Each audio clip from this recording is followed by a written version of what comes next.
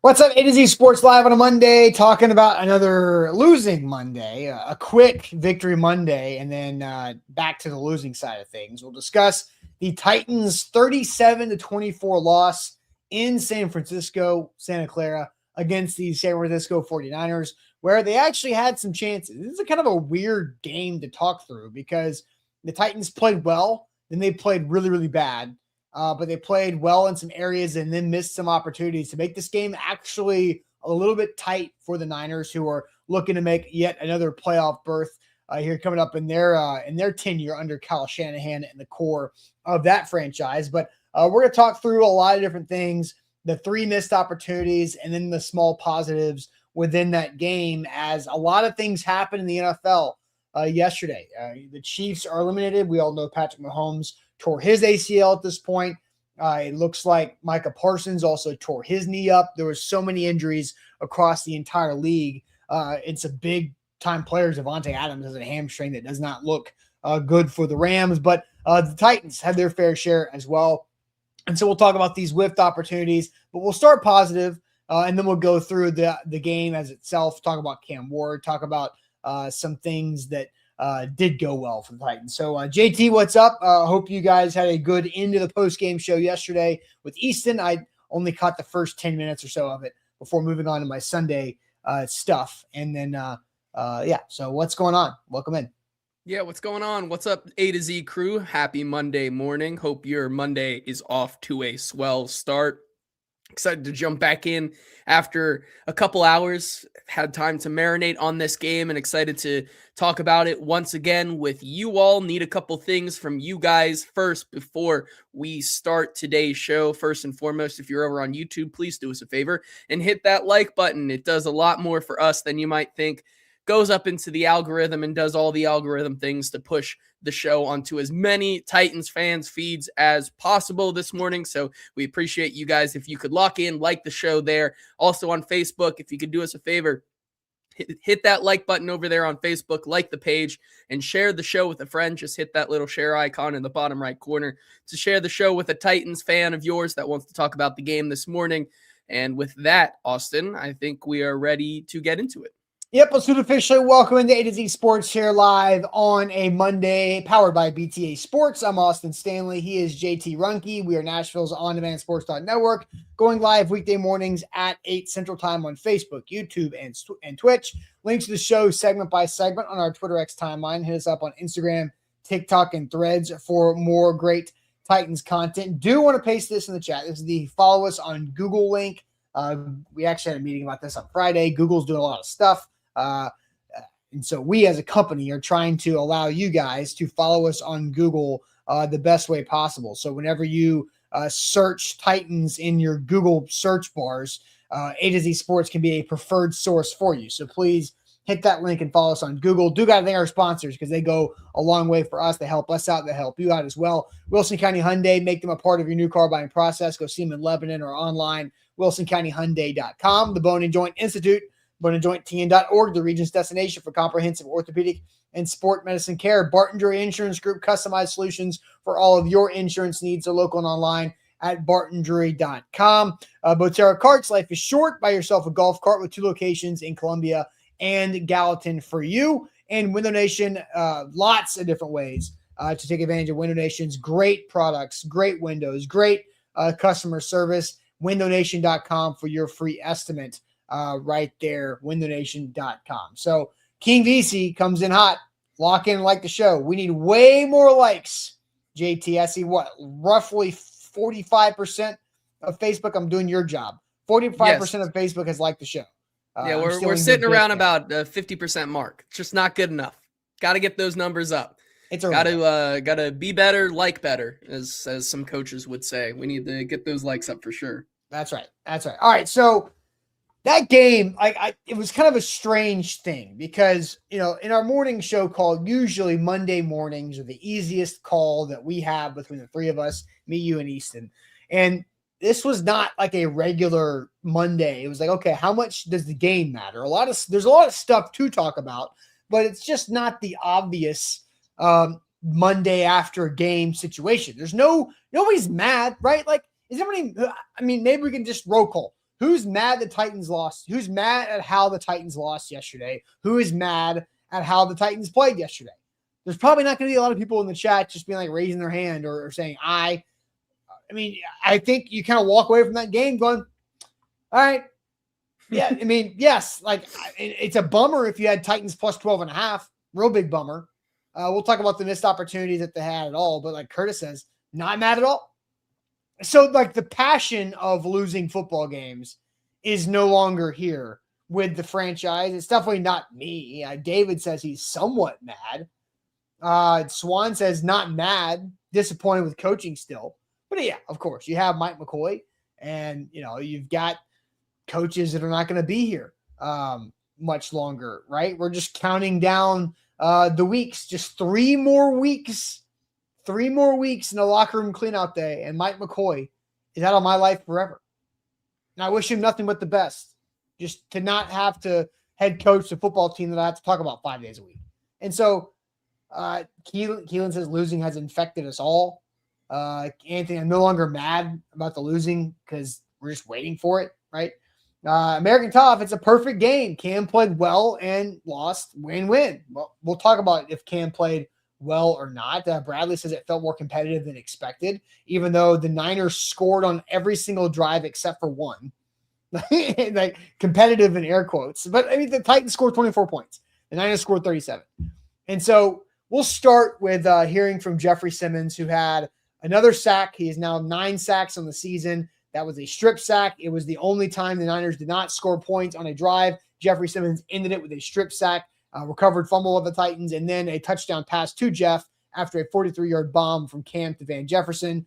So let's hear from Jeffrey Simmons, who talked about all the different injuries that happened, and really from play number 1, kickoff on the opening kickoff of the game. The Titans had Mike Brown's safety go down. They had lost 2 other safeties. Kevin Zeitler left the game. Van Jefferson left that game. So many injuries happened throughout that. It was just like a typical message of the day in the NFL. But here is Jeff talking about what happened with the Titans throughout that game yesterday. I mean, it's always hard when you go down. We already were down some starters, and then you go down the guys who started the game, and then now we out there with guys who haven't played a lot of snaps. But it's one of the things where since I've been here, and especially the way Denard try to coach us on defense, is you just never know. And that's what we talk about. Every rep at practice is critical. No matter if you're getting reps on scout team, giving guys look, or you practice on defense. Like, practice how you would play a football game. And, I think that's where we have to kind of, I guess, get better as a team, because you just never know when your name will be called. It's the same thing, like a guy like Udo, I'm sure he didn't expect, maybe expected a little bit, but, he got called to start in the game. Dan couldn't go today. So, it just things in that nature as a team. I feel like, we didn't, adversity strike. We didn't face a lot of dang adversity this year, and, it sucks. It sucks to, have God go down, but I believe on it. I stand on it. It's next man up mentality, and we have to continue to carry that over.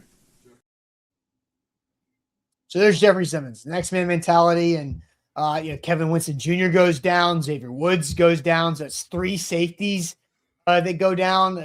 Oli Udo started at left tackle. Dan Moore couldn't do it with the neck injury. So that, and then I mentioned Zeitler left, and Corey Levin came in and played right guard to finish out that game. But JT, your thoughts overall on the injury situation, and kind of before we're going to talk positives about this game before we talk negatives. But your overall thoughts before we get to our positives questions about that game overall. Yeah, the 3 guys in the back half of the secondary going down is really, really tough, especially early on in that game, because now you have to leave it up to basically Imani Hooker and Kendall Brooks to play the entire game. And it wasn't like this Titans defense was getting any lick of pressure at all in this game. And so that just makes their entire defense just kind of struggle against Brock Purdy. And that's why you see them convert so many 3rd downs yesterday. It's because there's no pressure, and you already are down some of your best secondary guys. They're going to convert on those because of how banged up you are. So it is next man up mentality, but it really goes back to the front 4 on that offensive or defensive line as well, to get more pressure and maybe mitigate some of those injuries. And so it is unfortunate, right? Kevin Winston Jr. had been playing, had some ups and downs the past couple of weeks. Certainly had one play in this game where, he allows that Jawan Jennings first touchdown there. So it wasn't like he was playing lights out, but it's still unfortunate to see him go down and out of that game when he clearly had been showing some promise and developing. You have Xavier Woods go down, who I would, wager has been pretty much your best safety in that defense with how Amani Hooker has looked this year. And he's a guy that we know basically never misses a game. And so, of course, he starts missing games when he joins the Titans because that is how it works. And so, yeah, they were already hamstrung by the injuries, but certainly what the defense was doing up front did not help their case either. Yeah, for sure. And so you had Kendall Brooks playing a lot of safety back there, which, by the way, Kendall Brooks played his first and second snap of defense in the NFL. Yeah. And I thought he brought it. Like, Kendall Brooks maybe isn't the highest talent floor player, but the guy's not scared to put his face in. The Kendall Brooks. There's a reason he's been around for 2.5, 3 years now with this team. I like the way that he played. He was in some open field situations with Christian McCaffrey, which is kind of a Peter Pants a little bit spot for a guy that hasn't played. And I thought he played really well in those areas. And he laid out some guys with some hits. He played aggressive and confident. So I like the way that Kendall Brooks showed out of that overall. So let's go ahead and ask this question, and we will get to it because I think I have two big options for this. Two of them. What's the biggest positive coming out of the Titans' loss to the Niners? The biggest positive to come out of that loss, 37-24, was a 13-point loss. The Titans technically did not cover the spread. So I don't even know how close it was, what you thought, but what is the biggest positive to come out of that loss to the Niners there? We'll get to your answers here in a moment, but first I want to tell you guys about Barton Drury Insurance Group, customized solutions for all of your insurance needs. It is that time of year for us here at AtoZSports, where we're going through our open enrollment process, getting ready for year 2 of our health coverage with Barton Drury Insurance Group and AtoZSports working together on that. We've been using Barton Drury for our workers' comp policy for multiple years now, many years, going back until we realized we need that, because when you don't have a business degree like me and you have a journalism degree and you figure out, when you have a certain amount of employees in different states, you got to have workers' comp, and Barton Drury does all that for you. And they make it so easy for us to make sure that we are staying compliant, we're doing what we're supposed to do, following these state-by-state laws that are, we have people all over the place in this country. And Barton Drury does a great job for us as well. They can do that for you, whether it's home, auto, combo, whether it's rental, 401k planning for your long-term financial future too, or if it's just your health coverage. They got you covered right there online, bartondrury.com. Yeah, also shout out to our friends BTA Sports. BTA is better for bettors. Once again, you're probably hitting the sweet spot of our deal right now. If you sign up using the code ATOZSports, when you download the app, you get a free 14-day free trial when you download the app. Basically, that gets you the rest of the 2025 season, or pretty much close to it, unless you want to bet week 18 as well. But the next 2 weeks free, and then you go into the spring where MLB is coming. So they are going to be implementing their baseball into 2026. So when you download the app, you'll get all of that, including baseball season, and then all the way through next season, essentially, up until at least 17. So it's a heck of a deal. $79.99 for the full year pass when you sign up using the code ATOZSports and clicking that link in the description or right below the show title on Facebook, where insight meets instinct. That's our friends at BTA Sports. All right, JT, I'll send you to the chat. We're asking the question, what's the biggest positive coming out of the Titans' 37-24 loss at the San Francisco 49ers? Lost by 13, but there are positives into this. I have two. And so I will do the one that is the less popular compared to what the chat says. So, JT, what are you seeing from the chat on this question? Biggest positive coming out of that game? Yeah, Dapper kicks us off here and he says no sacks was his biggest positive, which I think is a fair one. The offensive line played a pretty clean game. Darren says the loss, haha, just kidding, just kidding. But some other people are also in the chat with that counts, same right? sentiment, saying the biggest positive was draft position. Hello Lady says that. Hashtag QJ says no sacks as well. Malachi says we're still in the running for the first pick, which was the biggest positive for him. Damari also thinks no sacks was the biggest positive. The run game coming back was certainly a positive, where I guess you could say is back, as he says, fully. Ryan says the offensive line is improving, looking better going into next year. King VC also says no sacks was a big one for him. Gunnar Helm touchdown also, he says, was a big positive, and says the O-line last week wasn't a fluke. Cause just thinks there's no positives whatsoever from this game. What? Come on. Which everyone's entitled to their own opinion. Extreme says that they scored over 20 points, so that's a small positive there. Cam Ward's progression was also a positive here. No turnovers. Cam having 2 games in a row with multiple touchdowns. The offensive line played well, says Titans Kyle. Both the run game and Cam's time to throw were good. I believe it was Cam's best or second best time to throw in his young career. Let's see. Have to draft defenders and O-linemen, says there. No major injuries. Well, I mean, certainly you had a couple people go down with injury, but I guess no major ones. If you don't, well, I guess Cedric Gray with the concussion is not great.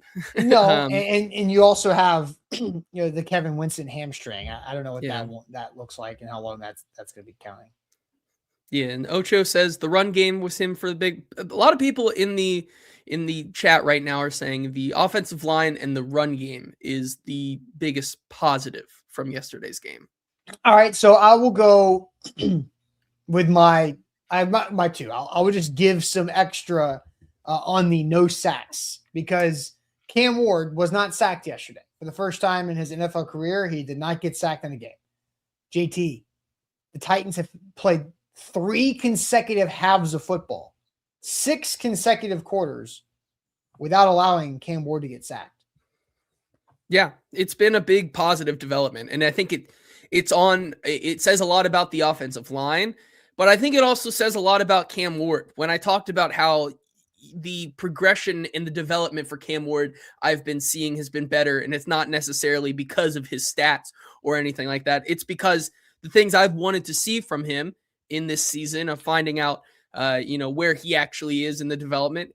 It has to do a lot with his technique and his pocket presence awareness and his footwork and all of those. And his pocket presence and awareness has looked a lot better. He is navigating around a lot better, not forcing some of those sacks, not, putting his offensive line under the rug there in the dirt, so to say, because he's the one actually taking the sack instead of the offensive line allowing the sack. I think he's seeing the pressure a lot better, which is a great development. And certainly it's shown now for 3, like you said, 3 halves, 6 quarters. He's stacking quarter on quarter. And people ask, how did he improve? He improves by not taking those sacks that he can't take, like he had been doing in the middle part of the season. And that's a good thing going into next year and beyond. Being able to learn that now instead of having to fix it later is a absolute positive.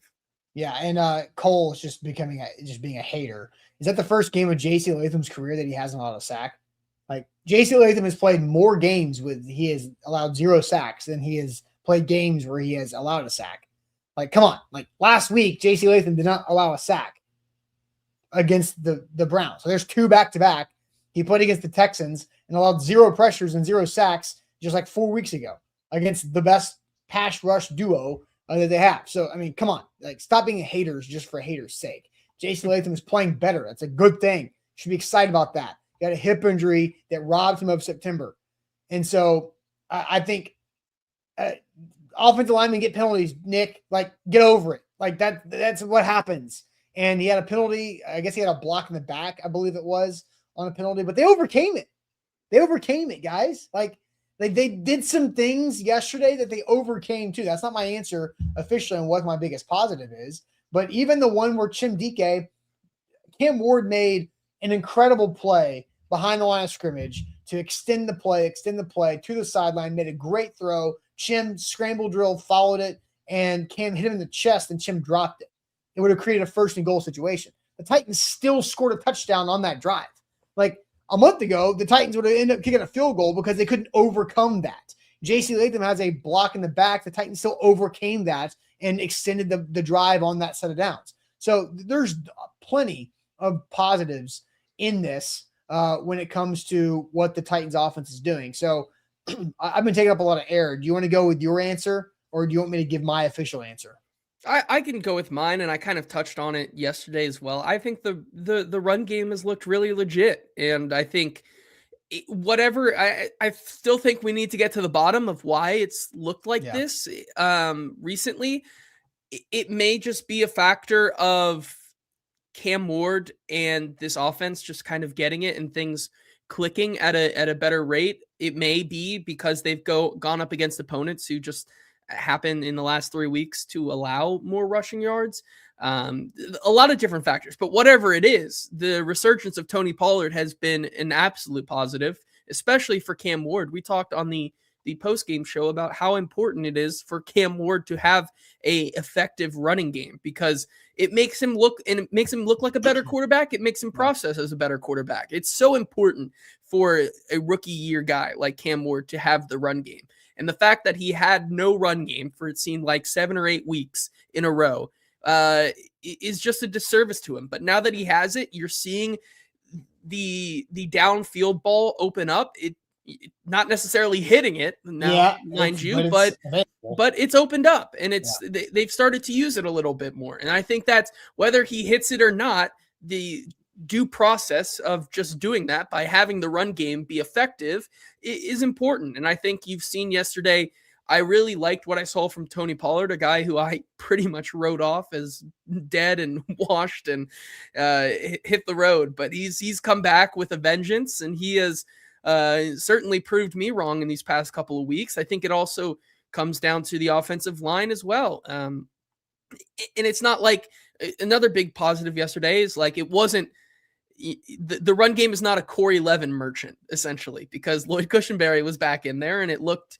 just as effective. I mean, now Corey Levin did come in and they continued to run well. Right. But to start the game, like, they continued to run well, proving that Lloyd Cushenberry was also in there, and it was just fine. It wasn't like Lloyd Cushenberry was the sole piece that was holding the run game back, like people were saying last week. Think Corey Levin is a big positive in the run game. And so before I'm not, that's not my answer, but I did want to address that, because I think, who was I listening to? It was somebody in the zone. But we have to remember, Corey Levin was this team's starting center all of training camp. We forget about that because Lloyd was coming back from the torn Achilles and was not practicing. And so those are so many reps throughout the whole month of August and camp, and even before then, going back to the spring, all of the summer off-season work, Corey Levin was this team's active starting center.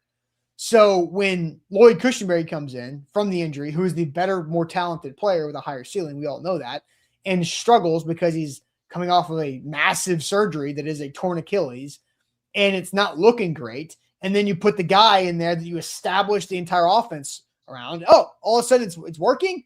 Yeah, no bleep. It makes sense. Like, oh, yeah, like I forgot.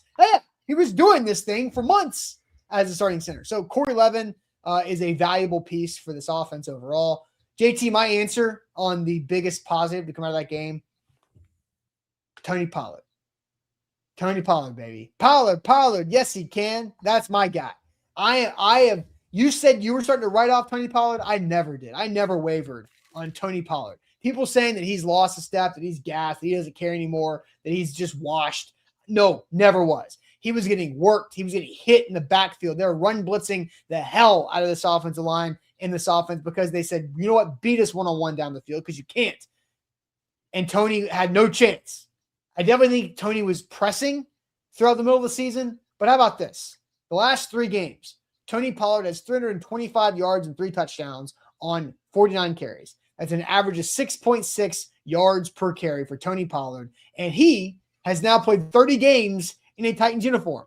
He's approaching 2,000 yards rushing in those 30 games. The Titans are 5-25 in those 30 games, yet Tony Pollard is out there running the hard yards, running fast, helping scoring touchdowns.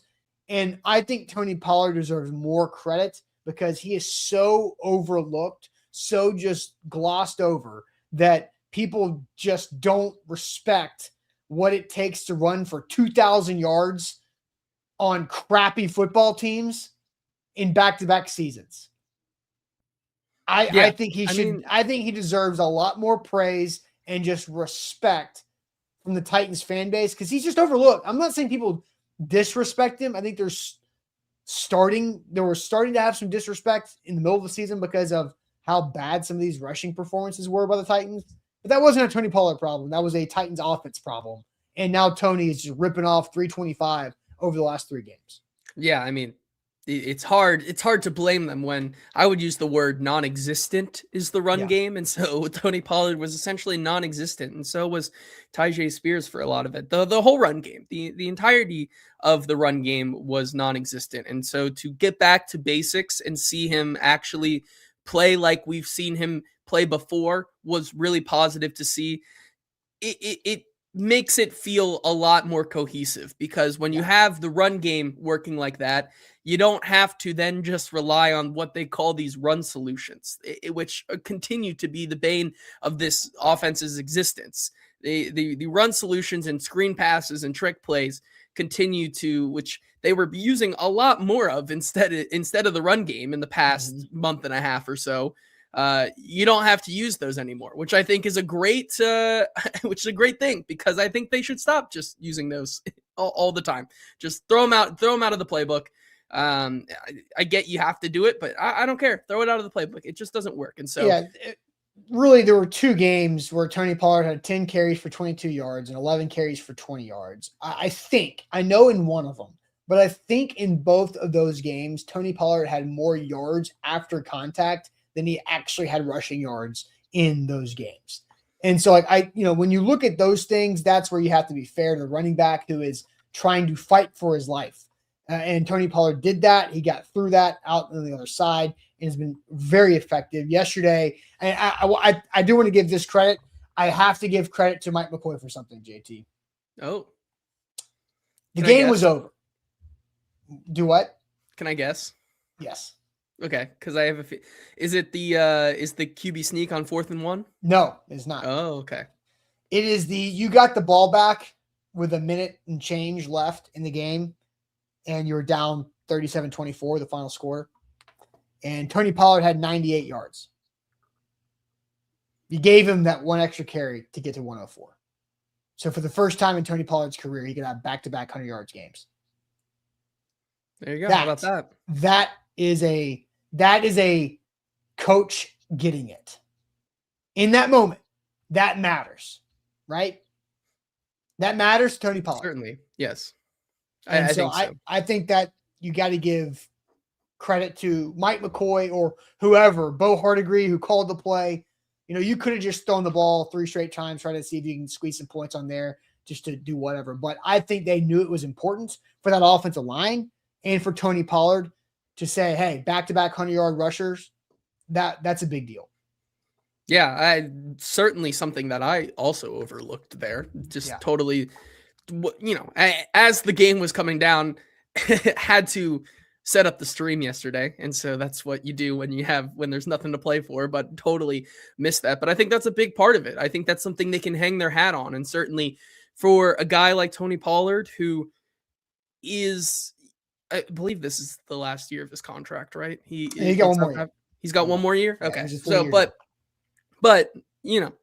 whether they continue to keep him on the roster or they find somebody else or look to move on, it's good right now for him to be on the up and up and to have his, I guess, biggest accomplishment for the Titans be that. And that's important. And I certainly think that Mike McCoy, you're right, should absolutely give him credit there and the coaching staff as well for even in this loss. That's the whole thing, right? With what we're talking about. And I think that's why a lot of people are okay with it. You see these signs of accomplishment and these signs of progress in a loss. in which, once again, I reiterate, you look at all the other bad teams that are at the top of the draft order yesterday, who mostly outside of, I guess, maybe the Giants, played really good teams that are all in playoff position, with the Raiders playing the Eagles and the Jets playing the Jaguars and the Browns playing the Bears, the Titans playing the 49ers. And you look at how the Titans stacked up against all those other teams. The Giants lose a game that they shouldn't have lost there as 2.5-point favorites.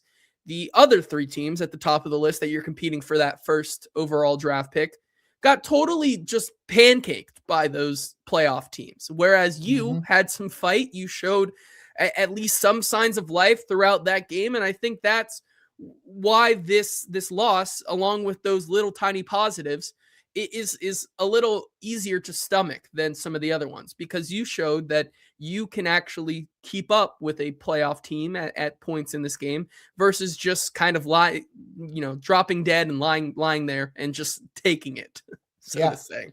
For sure. All right, now let's talk about the missed opportunities, because there were 3 whip chances the Titans had to make this an actual game, to maybe make the Niners go, whoa, hey, we got to work a little harder here. But before we get to those 3 opportunities that the Titans whiffed on, JT, tell everybody about Botero Carts. Yeah, Botero Carts, life is short. Got to buy that golf cart with the holiday season coming up especially, and there's no better place to do it than with our friends at Botero Carts. They make it so easy to buy your new golf cart. 0% financing for 36 months. Carts starting at just $6,700, and they are open 7 days a week with a full service sale and rental dealership here in the Middle Tennessee area that is locally owned and operated, with 2 locations to serve you, one in Gallatin and their new location in Columbia, Tennessee. They have no dealer fee, no credit card fee, so there's no hidden fees when you buy your shiny new golf cart. And it is shiny and new because they're all stored indoors, out of the weather, out of the cold, out of the elements. And they also have a no credit needed option as well. The holiday season is here, and it's a good reminder that life is short and you should buy a golf cart, and do it with our friends at Botero Carts. BTA Sports, better for sports bettors. JT told you earlier, you can become a better sports bettor with BTA's models, projections, predictions when it comes to player props, spreads, totals. They've also got a fantasy lineup optimizer for those that are approaching, I don't know, we're we getting closer to championship week? We're probably about to be in championship week for fantasy. I haven't played fantasy football since pre-COVID. This is quarterfinals week. So next week is semifinals. So we're getting there, right? So we're getting there. 2 more weeks. 2 more weeks. So I think it's totally worth it. If you are listen here, if you are in your prime position for a fantasy football title, we're going to give you a 14-day free trial for BTA Sports. That's all you need to get through your Super Bowl in your fantasy league. So you can use the code ATOZ14, 14-day free trial. You get a $9.99 weekly subscription, or code ATOZSports, 14-day free trial, $79 12-month subscription where you get Major League Baseball and next year in the NFL as well. So do it right there. BTA Sports, better for sports bettors. Okay, the 3 whiffed opportunities. We're going to ask this question in the chat here, JT. So I'll let you go ahead and paste that, because there were 3 obvious spots where the Titans left points on the board or left points on the field and did not take points up. Yes. I get what you're saying. You get what I'm saying. I get what you're saying. Right. So the 3 of them, I'm going to go in chronological order. The first one, Cam just completely overthrows a wide open Van Jefferson for a touchdown at the end of the first half that could have tied the game at 17. The second missed opportunity on that same play is Joey Slye misses a field goal that would have made it 17-13. The third missed opportunity was Jeffrey Simmons wiping away a missed field goal by the Niners by having another personal foul by rushing over the snapper on a field goal, which you cannot do, which I believe that's Jeff's 3rd time in his career that he's getting flagged for that. So which of those 3 is the most crucial missed opportunity? For me, it's hard to say. Like, I know that the people are going to say the Van Jefferson one, and I think that's a big one. I'll be a little different. It's really unfortunate that you get that Joey Slye miss there going into halftime. Because I do think that it's not the reason why they came out flat after half, but it certainly doesn't help morale when you know you get that big break with the kicking situation where the ball slips off the tee there and you get good field position, and so you're then able to move into field goal position and actually work the less than 2 minute time and be efficient there, and you get into field goal range, and the guy who has been just so lights out for you the past 8 or 9 games for you there that you're depending on, especially when you're still in this game, just he misses the points. And I'm a little selfish because I had to make the halftime show graphics, and I was very supportive of Joey Slye. I was expecting him to make it. That's why you have to make graphics for every opportunity and be ready. I did have both, but I had the one where it said 17-13 up because I had faith in my boy. And did you have 17-7 made? I did not. Okay. Well, it was 17-10, so already. I know. You didn't have 17-17? Oh, I thought you said 17-7. I might have, but 17-17 is what I meant. Oh, gotcha. No, I didn't, because I didn't think that they would go. This is Mike McCoy we're talking about. They were never going for a touchdown there. But yes, I had faith in my boy Joey Slye, and he just comes up in it's a rare occurrence for him to do that, and that's one of those where he did, and I think that did kind of hinder the momentum of this team, that when you come back out of half, because once again, you have to make the most of every opportunity against a team like the San Francisco 49ers, a team that is going to have 8 to 12 play drives that take 7 minutes off the clock at a time and are going to score points on you at will. That's a suffocating offense to play against. And so you have to take your opportunities where you can. And they were not able to capitalize on those opportunities there. And so I think it's a big one, because then the momentum starts to shift away. You come out of half and your defense gives up, instead of a 7 to 8 play drive with 7 minutes, you give up a 4 play drive in a minute 20. And so then everything kind of falls apart there. And so I think it was a big opportunity missed on the Jeffrey Simmons one. All 3 of them are huge. I don't want to say I'm not discrediting Cam Ward's missed. They're all scoring plays, right? Yeah, they're all scoring plays, but I'm going to go with that one. So your answer officially was the Jeff penalty? No, the Joey Slye field goal. Oh, okay. I'm sorry, the Joey Slye field goal. Okay. So just looking at that, so the missed look, it was a missed touchdown, right? Cam Ward had a chance for a 40-yard touchdown to Van Jefferson. Like, there is no way where we can say that any differently. He just flat out missed it by overthrowing it. We have Cam Ward talking about that, don't we? Yes. All right, let's hear from Cam Ward on that play. Just overthrew it. Try to put it too much outside his shoulder. Then instead of just throwing him upfield. Do you feel like you have to rush to throw it? I mean, I have to look at the film and see. But at the end of the day, I just gotta put in at least his vicinity for him to make a play. So he did have some pressure in his face, right? And I think Cam kind of did a good job of correcting his mistake in the game, because he said, I just got to put it in his vicinity. He was, listen to the beginning again. Just overthrew it. Try to put it too much outside his shoulder. Then instead of just, throwing him. You're a baseball guy, right? Like, Cam's trying to aim, not throw. Mm-hmm. When you're pitching, you just pitch, throw. Don't try to aim. When you're aim, you make mistakes. And I think Cam tries to aim too much. And that's where he missed on Jefferson, where when you come back around later on in the game, Jeffrey Simmons has the strip sack.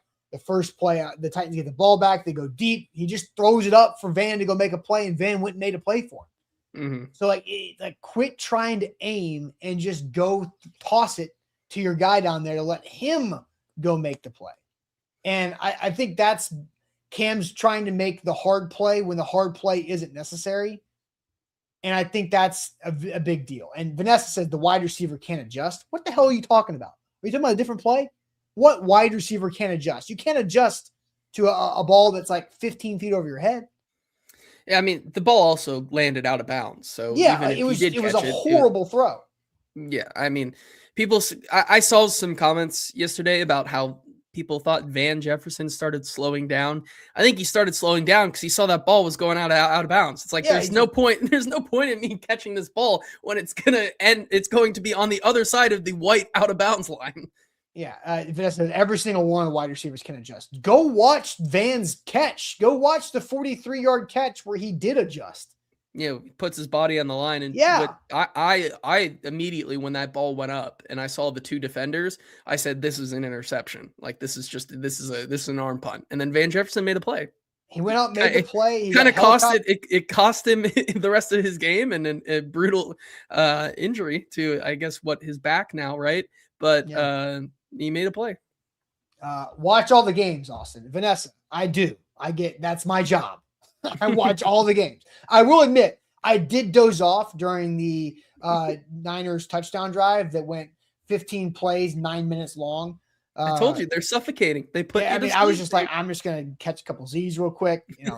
So, but I mean, come on, like Vanessa, be real. Like Van adjusted to the one that he had catchable, and Cam just airmailed that thing to the sideline and threw it to somebody not wearing a uniform over there. So, look, I actually think the most crucial missed opportunity to me, JT, is Jeffrey Simmons' penalty.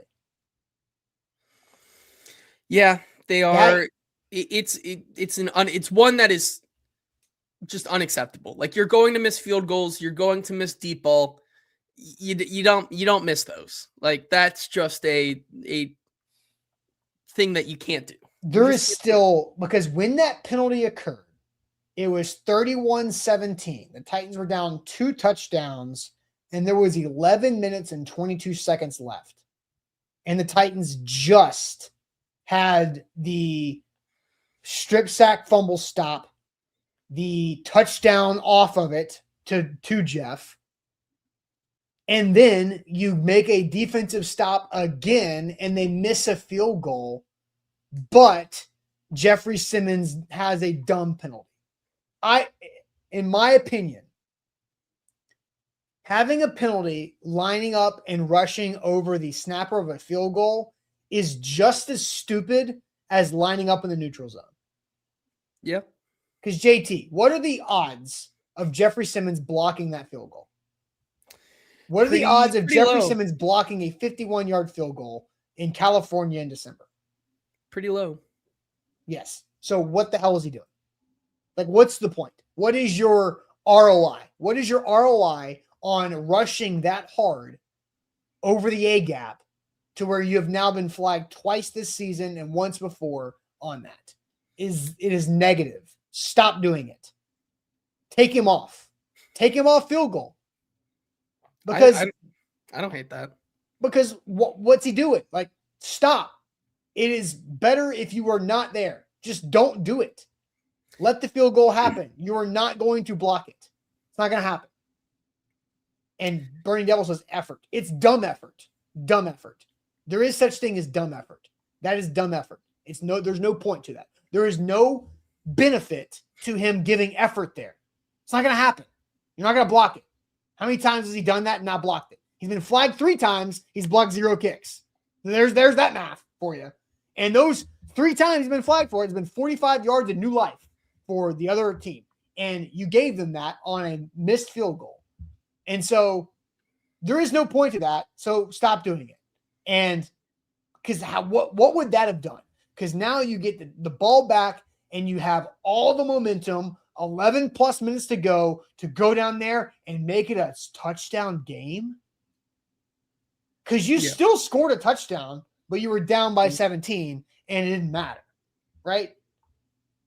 So it's just a bummer. It's a bummer.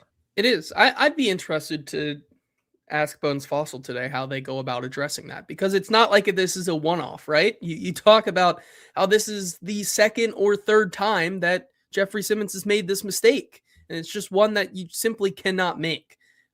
It's very interesting, and I think when you look at it from that standpoint, it's worth talking about how they want to address this, because I think something, once is it's a one-off, right? Two, it's a pattern, I think, when you look at this. And so for this not to happen again on the side of the ball that the Titans have really been super stellar in this year, I think it is a unfortunate thing, and it needs to be fixed. Zach says, ridiculous. BS called. The refs seem to bully Simmons on that. I see so many times in other games that they let that penalty slide all the time. Well, Jeffrey Simmons keeps getting called for it, so you got to stop it. You have to adjust. Sometimes them's the breaks. That sucks. If you're going to get picked out for doing that, just like, players get picked out for penalties all the time. Like if you have a target on your back or big, gigantic red sleeves that makes you impossible to miss, then you're going to get noticed for that. Like it's like Jeffrey Simmons in the red sports car. They get pulled over for speeding way more. Why? Because they're noticeable. He's wearing those big ass red sleeves. Drew Brees said it. Oh, there he is. If you can't find him, there he is. Red sleeves. And come on. Stop doing that. There's no point to it. There's zero benefit from that happening. So stop. I feel like I'm going crazy. You are. We're talking about the dress wear of Jeffrey Simmons being no. But honestly, I know. The red sleeves really make it noticeable. Yes, that is fair. They really do. They really do. Absolutely. And so altogether, all three of those are missed opportunities. You are fair in saying that, Jeff, once again, because that is one that you just kind of you can't have. That's one that is totally under your control. Yes, it's under your control. Avoidable. Yes, that is the word there. And so it's unfortunate, and certainly it extends that drive, and it basically puts them in a hole that they cannot recover from. And once again, I continue to emphasize how important it is that you can't squander the opportunities that the San Francisco 49ers give you. Otherwise, that's what happens. Yeah, and Toff says Jeff was playing chess and making sure the Titans lose to get a better draft pick, obviously. Would the Titans have won the game yesterday if Jeff did not have that penalty? And even if the Titans go down and make it 31-24 with 7 minutes left. Let's say it takes them 4 minutes to go put a touchdown on the board. 7 minutes left. It's a touchdown game. I bet the Niners go down there and make it 38-24 and with 3 minutes left, right? That's probably what happens. But you at least have that opportunity. Again, what have I said this entire back half of the season? I want Cam in high leverage moments. Being down 2 touchdowns with 11 minutes left in the fourth quarter on the road with a chance to go make it a 1-score game. That's a good moment that I want Cam Ward to experience right now. Because he's got nothing to lose, only something to gain, only something to learn on that. So I got some chats favorited, and we also have the draft situation to talk about because the Titans did get a win yesterday on that as well. So make sure you hit that like button. King VC already showed this earlier, but that was the very beginning of the show. So you should lock in and like the show if you haven't already. We're doing better on Facebook lights. We're getting better. Facebook just as a whole is making me mad. But anyway, we'll discuss that. So we'll get into the draft order update of everything. But first, JT, tell everybody about the Bone and Joint Institute. Yeah, the Bone and Joint Institute, the region's destination for comprehensive orthopedics and sports medicine. Don't fumble your recovery. And whenever you get hurt in life, you have to know who to trust. That's why we at AtoZSports here trust the Bone and Joint Institute, which is located in Franklin with over a dozen specialists who can help you through any type of injury. They have a state-of-the-art rehab facility on campus to help your recovery and can do everything under one roof for your convenience, whether that's the clinic, testing, imaging, surgery, rehab. They have it all. To schedule your appointment, go to boneandjointtn.org. BTA Sports, already mentioned it earlier. It's better for sports bettors, better for fantasy football players. They got you covered right there with code ATOZSports. You get a 12-month subscription. With code ATOZ14, you get a weekly subscription, but always after a 14-day free trial, and you get incredible savings on those deals. with our codes ATOZ14 for the 1 week, ATOZSports for the 12 months. They got you that right there, BTA Sports. The link is in the Facebook title and the YouTube description. So a new comment that I just added to my list of comments to run through. Rob on Facebook says, stupid rule. They don't say you can't hit the center if the quarterback's in shotgun, which is the same as centering on kicks. No, it's not. When you are shotgun snapping, you are head up and making a block afterwards, right? You have a assignment after the snap. When you are long snapping on a punt or short snapping on a field goal, your head is down the entire time because it is a very precise snap. And that is why they do that. So you protect the head down nature of the neck. So Rob, you're wrong. I'm sorry. I'm not trying to be mean, but you're wrong, objectively wrong. It's just not the same at all, ever. If a center shotgun snaps on 3rd and 6 with his head down, that's a massive problem in who you have snapping the football. So he's gonna get beat very quick. He's gonna get whooped and like kicked on his ass, like really bad. It's a safety issue. Thank you, Bork. It's defensive player, Keelan says. Esco says, is Zach retired or what? Zach will not be back for a bit. Can't commit to the weekly schedule. So until he can do that, he's not going to be back on Mondays for a little bit overall. So more the draft part of it. Okay, so the Titans did get a win overall on Sunday. And I'll show up the here's the graphic for Tankathon, the draft order. Titans, nothing changed at the top, right? Because the Giants lost, the Raiders lost, and the Titans lost. The Browns lost, the Jets lost, the Cardinals lost, but the Saints won. They did. So that's a big deal. It was in late fashion. They tied the game up with 2 minutes to go in the fourth quarter. And so it's 17-17. It looks like Bryce Young and company are driving down. And I said, oh no, here we go. They're gonna break the Titans draft faithfuls' hearts at the last moment there. And what did they do?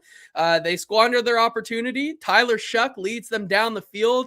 He runs for a first down, to get close to the line to gain, to put them in the field goal range. And the Carolina Panthers defender absolutely clocks him with like a helmet to helmet hit.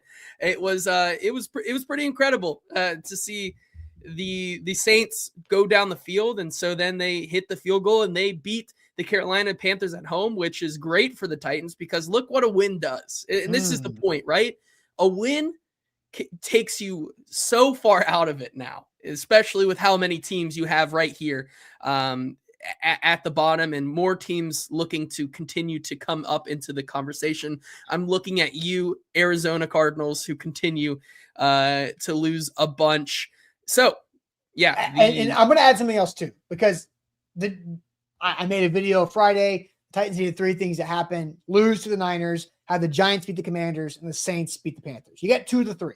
Yeah. But there's not the Giants losing to the Commanders might have hurt your percentage chance to get the number 1 overall pick, but the Commanders getting a 4th win, I think, helps you in how far you could potentially fall. Because going into the weekend, you had the Titans, Raiders, and Giants all with 2 wins, and you had 5 3-win teams. Mm-hmm. And you had 2 of those 3-win teams win, in the Commanders because they played the Giants, and the Saints that beat the Panthers. So your I guess your floor or your backstop, your whatever, your safety net is a little bit cushier now, because if the Titans win a game, they can only drop to 6th. To where if they would have won a game, let's say the Giants did beat the Commanders and the Saints lost. Let's say the Titans beat win one more game. Then now they could drop all the way to like 8. And now they can only drop to 6. So I think there is some benefit in that spot of, okay, Giants didn't win, but they play the Raiders. So you're going to have a chance to move up 1 notch when that game happens regardless. But at least you're not going to fall too far because of that. Yeah, it's also kind of sneaky important because once again, I want people to remember that when the Titans, if they end up in this 3-way tie, let's say, well, it won't be a 3-way tie, it'll be a 2-way tie, I guess, because the Giants, if they lose out, right? that two-way tie will directly affect all the other rounds as well. Because once again, remember, if they are all tied at the top, while the Giants may have the first overall pick, that means or the Raiders, whoever it might be. Yeah. If the Raiders have the first overall pick when the Giants beat them, or vice versa, whoever that is, and the Titans lose out, and so both teams will be at, well, I guess 2-15. 2-16 or 2-15. Sorry. You look at the second round, you would get the first pick of the second round. So essentially you'd have the 33rd pick instead of the 34th. So like there's still implications here that like, you know, tying with them is not the end of the world. I mean, for trade back purposes, it may, you know, hinder you a little bit, especially if the Raiders are that team at the top there. But for the rest of the draft as well, it really helps you out as well. Yeah. So basically it would be the Titans, if it's a two-team tie with the worst team in the league, the Titans being second, they would have the first pick in the even rounds, the second pick in the odd rounds. Yes. So, because last year they had the first pick, but then they had the third pick of the second round. They did not have a third round pick, but the Chiefs had their third round pick, which was the second pick of the third round. And then Chimdike was the first pick of the fourth round. So it kind of went in threes like that. So I do think there was not all negative yesterday, because the Saints won, and then the bottom of how far you could fall is a little bit less. Now, Patrick Mahomes being out, we'll discuss that throughout the upcoming week as well, the Titans' chances to win that game. Everybody gets to some chats here with this. So I did favorite some comments. Okay. So Extreme says, stop with the long pass miss. It happens. He had defenders in his face. I'm not worried about Cam's deep ball. So I think you should be worried about Cam's deep ball. Yeah, I agree with the first part that it happens, and it, you know, that's just what comes with it's it. A low To percentage be worried about it though, I mean, this is becoming a common theme for him. It's becoming glaringly obvious that like his one downside that he really is bad at is deep ball accuracy. And right now it doesn't matter because there's nothing on the line. But when the Titans are in winnable games, when winning that game on that day matters for the playoff push, Cam missing a wide open Chimdike on third down last week against the Browns could matter. Cam missing Van Jefferson to make it a tie football game because there was 19 seconds left in the half. It's not like the Niners would have had a chance to go down and rob a field goal to make it 20-17 and a half. No, it was a 17-17 game going in the locker room. The Niners get the ball. And if you are in the Niners spot where you're trying to stay in the playoffs, that's a huge miss. Huge miss, and you can't have that. So, and then I did see Curtis says, more of the tight ends and stop throwing to Van, please.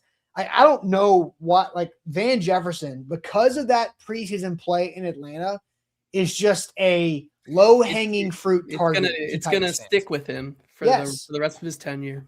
Yes, absolutely. And then I did see a couple comments that had to do with Tony Pollard that I wanted to get to as well. Bork said there's a bigger decision about Spears this offseason than Pollard.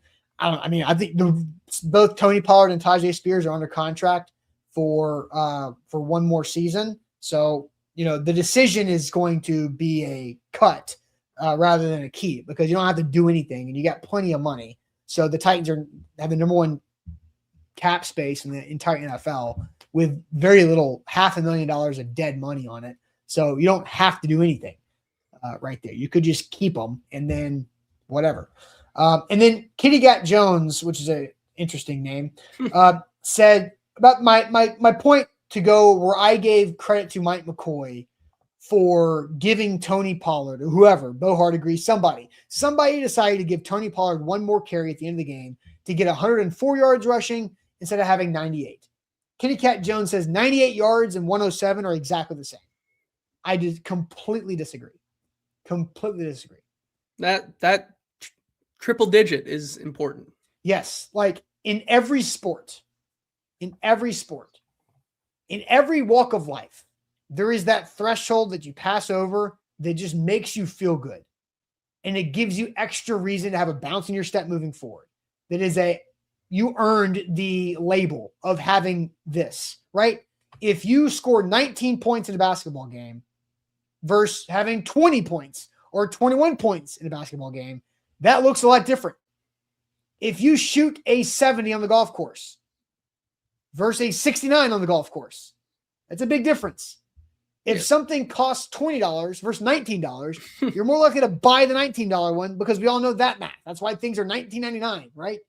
$79.99 for BTA Sports, AtoZSports. Why? Because it's not 80. Like, all that stuff matters. If you make $100 on something rather than $90 on something, it's different. So, like, I completely disagree with Kitty Cat Jones. That's a sentence. I do too, for what it's worth. So yeah, it's like, did you hit 299 in your baseball season or 300? Yep. Did you hit 49 home runs or 50? It's a big difference. You enter a completely different club. Yes. Darren, yeah, I need that. I'd be pissed if I didn't get that 1 yard. If you're stuck at 99 yards, you'd be so mad. That sucks. Sucks.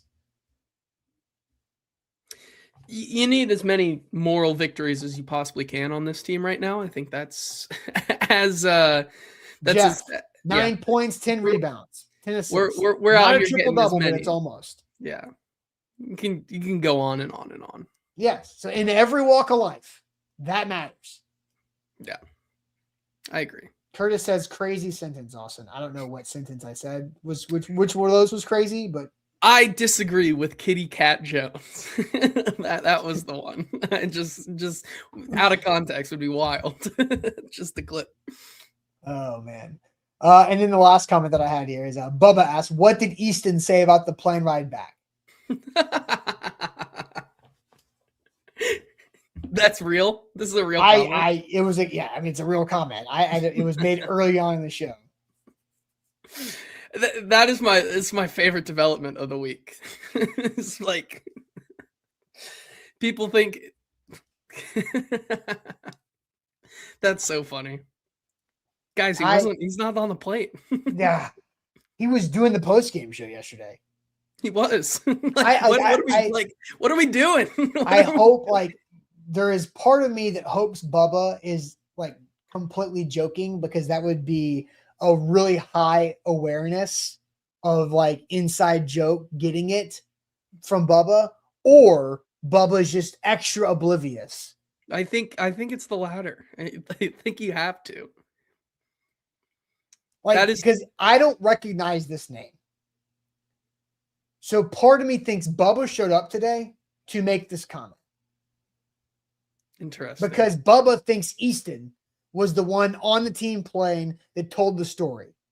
I think so. That's what that's why I think it's very funny, because people are saying it's Arden Key's burner. Darren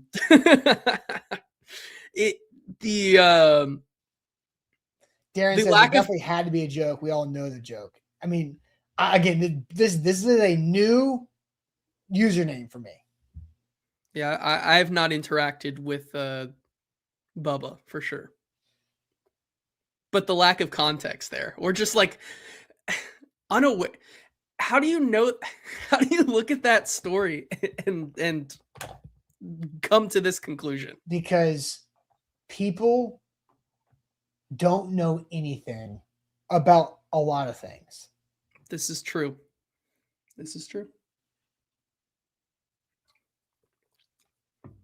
It shocks me. This chat, as Joshua Mullen says, this chat has ruined Austin's faith in humanity. It's been gone for a while. And I agree with Ant. Bubba is either insanely unaware or highly hilarious. Yes. Either way, I think it's funny. And both of those give me a laugh at the end of the day. So, yeah. That's all I need. Okay. Do we have anything else on the show today? I will. Did I miss anything that I wanted to mention? I will shout out Cedric Gray. For a day. He was my X factor yesterday on the show, in which I said the Titans are going to do everything they possibly can in the world to stop CMC, which is going to leave a tall test for the linebackers in the secondary to take away George Kittle. And while George Kittle, and some people push back, they said, "What do you mean, JT? George Kittle destroyed them?" I don't necessarily put a lot of what George Kittle did yesterday on the linebackers in the secondary because of how much time simply Brock Purdy had in the pocket. Like, if you have 7 or 8 seconds, you're going to find someone. It's just going to happen. I think the Titans did a phenomenal job on Christian McCaffrey. I think they did too. Now there's a part of me that still thinks that he wasn't fully 100% healthy yesterday. And which is why he wasn't in there for. He touched the ball 23 times though. He did in a year where he has 5 games with over 30 plus touches. Yeah, true. So there was a noticeable difference yesterday, but this stat that Daniel Caribbean wants me to bring up, and I will because I think it is kind of impressive. It's from Nick Suss of the Tennessean. He said, with 16 tackles yesterday, Cedric Gray posted his 4th career game with 15 plus tackles. And here's the list of every player in NFL history with 4 15 tackle games in their first 2 seasons. It's Jonathan Vilma, Patrick Willis, Luke Kuechly, Paul Warlow, Nick Bolton, and Cedric Gray. It's pretty good company to be a part of. Yep. Oh, thank you for bringing this up from Brad. What would you grade Cam's performance yesterday? I don't have a fully prepared grade, but I thought it was, maybe a C plus, B minus if I have to go back and look at it. I think Cam Ward made a killer throw to Gunnar Helm on that first touchdown. He did. After that, he sucked for about an hour. And then he was okay again. But during that hour of suck, he was I went and counted up. He was 5 for 10 passing for 20 yards. 4 of those 5 completions were on wide receiver / tight end screens. The 5th completion was the scramble check down to Tajay on the first play of the drive that led to the missed field goal before half. So none of them were thrown further than like a yard down the field. So 5 of 10 for 20 yards. In those 5 incompletions, he had 2 of them that were flat out dropped interceptions. And so during that stretch, he was terrible. And then Jeff has the strip sack. They have the deep bomb to Van, and then he throws a touchdown to Jeff the next play. And then he started to have a little bit better. But that middle stretch of the game was awful. Yeah, we ended up giving him, I think me and Easton both gave him C pluses. So we're right around there with you. Okay. On that Fair one. enough.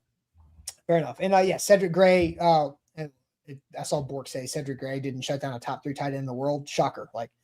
Right. And that also wasn't his job. The safeties also covered George Kittle. Yes. And you can ask yourself, what safeties? Because they all got hurt yesterday. Yes. So, all right, guys, that is it for us here on this Monday. Shout out to our friends at Wilson County Hyundai. Make them a part of your new car buying process. Go see Painbone and his team there in Lebanon to help you save some more money on your new ride. It's a great time of year to buy a car at the end of the year. Get them off the lot, they say. That's how it goes in that industry. So check them out, wilsoncountyhyundai.com. Make sure you hit that like button, like the show before you go. Buck Rising is live tonight for A to Z Sports Prime Time right before Monday Night Football. So catch him there and more content to come throughout the day on AtoZSports.com. Appreciate it as always. See you tomorrow.